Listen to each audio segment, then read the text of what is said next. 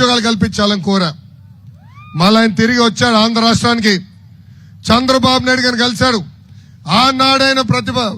ఆనాడే ఆయన అనౌన్స్ చేశాడు, ప్రకటించారు 50,000 మందికి ఉద్యోగాలు కల్పించడానికి తిరుపతి కేంద్రంగా మ్యానుఫ్యాక్చరింగ్ పెడతానని.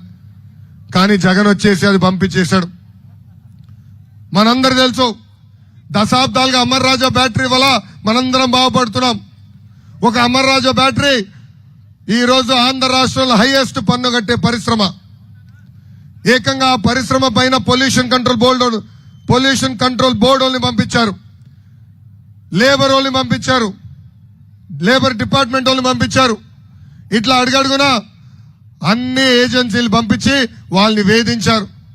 అది తట్టుకోలేక పక్కన ఉన్న తెలంగాణ రాష్ట్రానికి ఈరోజు అమర్ రాజా ఎక్స్పాన్షన్కి వెళ్ళింది. అదే అమర్ రాజా ఆ పెట్టుబడి ఆంధ్ర రాష్ట్రంలో పెట్టుంటే 20,000 మంది యువకులకి ఉద్యోగాలు వచ్చే పరిస్థితి ఈ రోజు మనందరికి ఉండేది.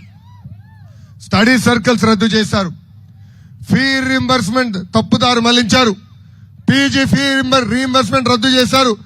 విదేశీ విద్య ఏకంగా నాశనం చేసింది ప్రభుత్వం.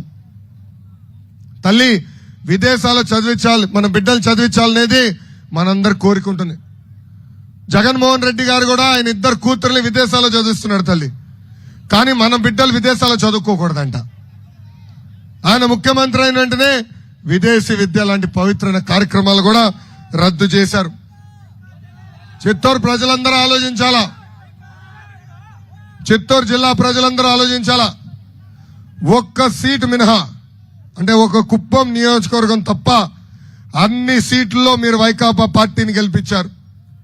ఈ సభాముఖంగా అడుగుతున్నాం, గత 4 సంవత్సరాలు 11 నెలలుగా ఒక్క పరిశ్రమ వచ్చిందా? ఒక్క కంపెనీ వచ్చిందా? ఒక్కరికైనా ఉద్యోగం కల్పించారా? నేను 45 రోజులు ఈ గడ్డ పైన పాదయాత్ర చేశా. నేను అనేక పరిశ్రమల ముందర సెల్ఫీ తీసా. నేను ఛాలెంజెస్ చేశా ముఖ్యమంత్రి గారికి. దమ్ము ధైర్యం ఉంటే నేను చర్చకి సిద్ధం. మీరెన్ని కంపెనీలు తీసుకొచ్చారు, మేమెన్ని కంపెనీలు తీసుకొచ్చామో మన ఇద్దరం కూర్చొని మాడదని చెప్పా. రాలేదు తల్లి.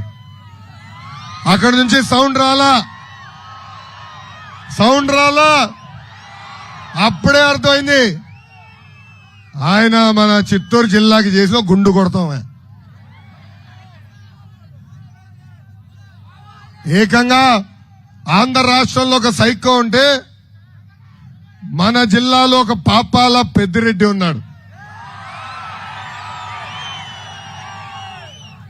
ల్యాండ్, శాండ్, వైన్ ఏది వదిలిపెట్టాడు ఈ పాపాల పెద్దిరెడ్డి. అమ్మా కల్తీ మధ్య